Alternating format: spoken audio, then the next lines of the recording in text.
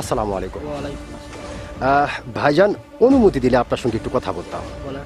অসংখ্য ধন্যবাদ আপনাকে কথা বলার সুযোগ করে দেওয়ার জন্য। তো ভাইজান, সর্বপ্রথমে জানতে চাই আপনি কেমন আছেন?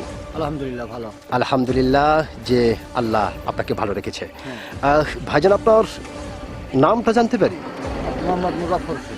মোহাম্মদ মুজাফফর হোসেন, চমৎকার একটি নাম আপনার। এবং আপনার নাম শুনে মোটামুটি আপনাকে সামনাসামনি দেখে যেটা বোঝা যাচ্ছে আপনি প্রচণ্ড একটি সাহসী মানুষ। এটা কিন্তু দেখেই বোঝা যাচ্ছে। তো ভাইজান, আপনি কি ভোটার হয়েছেন? হ্যাঁ হয়েছে। ভোটার হয়েছেন কোন দেশের? বাংলাদেশ। বাংলাদেশের। অসংখ্য ধন্যবাদ আপনাকে যে আপনি বাংলাদেশের ভোটার হয়েছেন।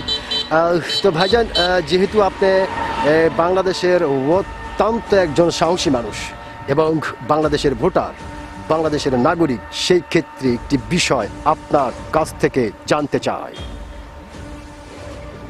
বিষয়টি হলো, হ্যাঁ বলেন। এইবার বাংলাদেশের সরকার কে হতে পারে? বাংলাদেশের সরকার এবছর বিএনপি ধানের শীষ মার্কা বিএনপি হবে। বিএনপি হবে হ্যাঁ 100%। 100%। আচ্ছা ভাইজান, যেহেতু অত্যন্ত চমৎকার করে এবং মোটামুটি সাহসিকতার সহিত আপনি প্রথম চান্সেই নির্দ্বিধায় বললেন যে এবার সরকার বিএনপি হবে, তো আসলে আপনি কি দেখলেন বা কোন আইডিয়াতে এটা আপনার মনে হলো? আমি বেশ কয়েকটা পত্রিকা দেখলাম।